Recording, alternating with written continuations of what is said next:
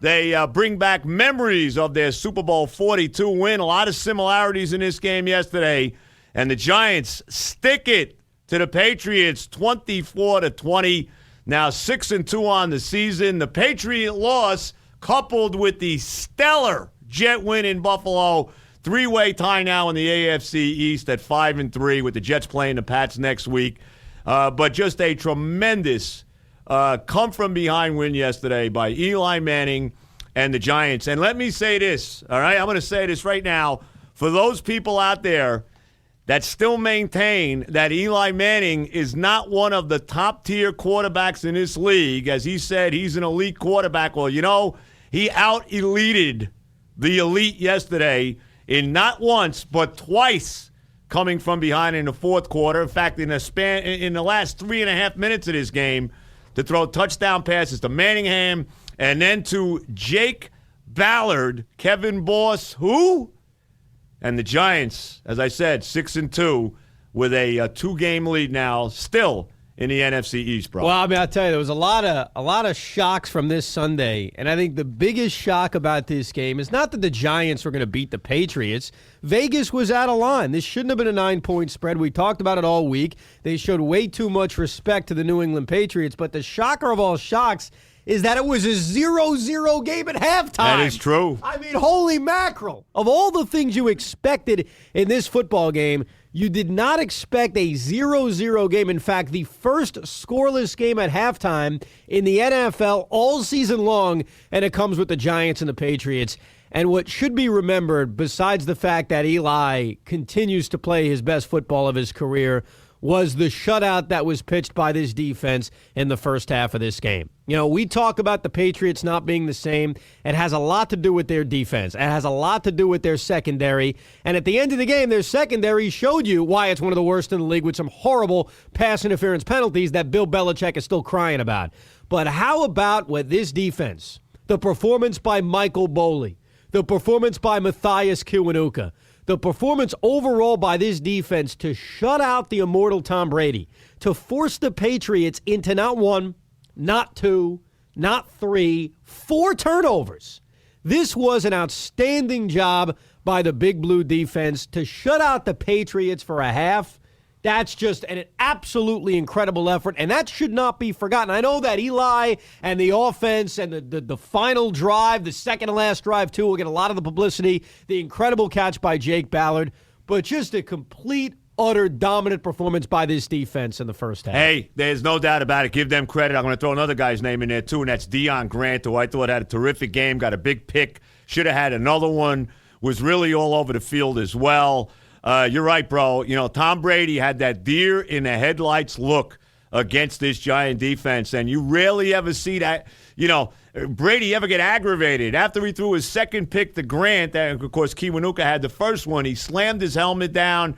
The Giant defense played a stellar game yesterday. Now, look, Brady, you know, they had those 2 drives in the second half, and it got a little shaky. I mean, the Giants were in total control of this game. With a 10-0 lead, they were in total control with the Patriots completely out of sync offensively until Aaron Ross fumbled that punt. Giant defense stopped them there. They held them to a field goal. And then when Eli threw that pick in the end zone, boy, you had a sinking feeling right there if you're a Giant fan, and every Jet fan, too, because we're all rooting for the Giants, obviously, yesterday. And we want to thank the Giants for beating not only the Patriots but Buffalo as well. And hopefully the Jets can return the favor when they play the Eagles in a few weeks. But, you know, you had a sinking feeling when he threw that pick in the end zone. And, of course, the Pats come back to tie the game. But, hey, give Eli – I tell you, he is money. He has the highest rating of any quarterback in the fourth quarter.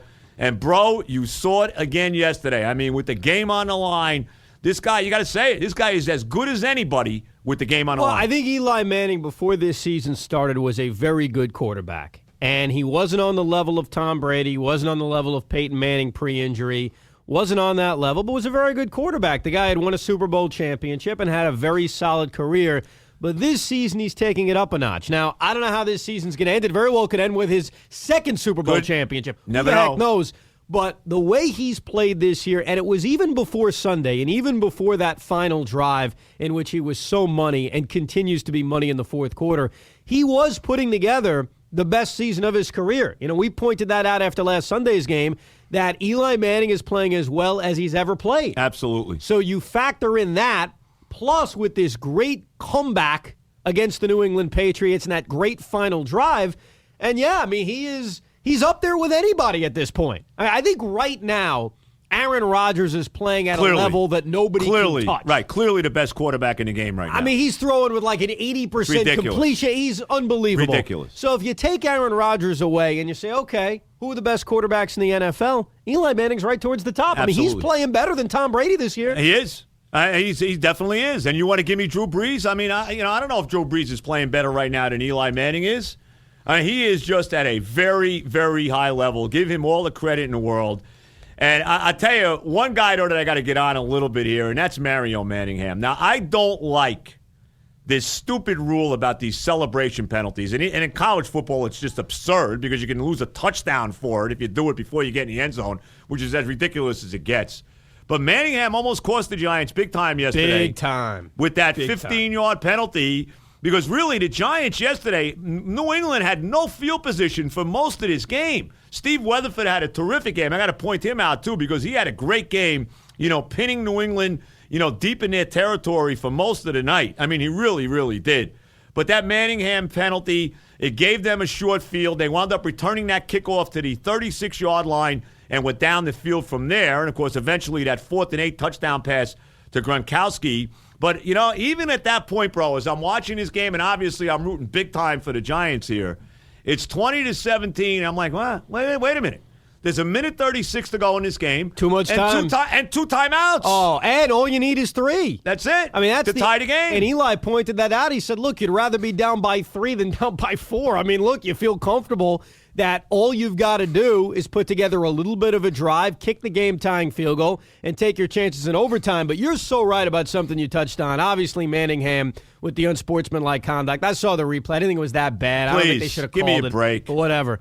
The New England Patriots all day long, and I know Aaron Ross had the big fumble, which really changed the momentum of the game at that moment, but the Giants' special teams was outstanding. Listen to this. First drive for New England, they start at their own 5. Second drive for New England, own 6. Third drive, their own 17.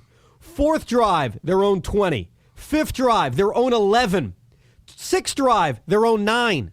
Think about that. Yep. They're no doubt about starting it. inside their 10-yard line on a continuous basis. Steve Weatherford had an outstanding game, and that was a big reason why the Patriots were held scoreless in the first half of this game. Now, obviously, Gostkowski missing a chip shot. That? Which he never does. I thought I was watching a college football game. I thought I was watching LSU Alabama. I thought it was the 2 Alabama kickers. I understand. I thought I was watching Rutgers for a second, even though he did hit a big field goal over the weekend. Santee, yeah, he did make a big one for a change. So I give him credit. But that was a main reason why this defense was able to shut him out, because the special teams, which has been a bugaboo the last couple of years, did an outstanding job. And I'll tell you something else, and we knew this was coming with Belichick. He tried like the dickens to run the football. And other than that first run by Green Ellis, I think the first play of the game, he went for 18 yards. After that, the Giant run defense finally showed up. They did. Ben Jarvis, Green Ellis, I think only 52 yards total running the football in this game. And while you're talking about a running game, let me give credit here. We always get all about Brandon Jacobs. We always get on him. His big mouth. Last week against Miami, he stunk. He fumbles it the first time he touches it. He drops a sure, first down pass out of the backfield. Yesterday, he was terrific. He rushed for 72 yards, and I was surprised, bro. How about you? I was surprised how much the Giants stayed with the run, because they ran the ball a lot more than I thought they would yesterday. 72 yards rushing for Jacobs. He scores a touchdown as well. He also caught a bunch of passes out of the backfield. We love to get on him when he's opening his mouth and he's not getting it done. I thought he played a terrific game.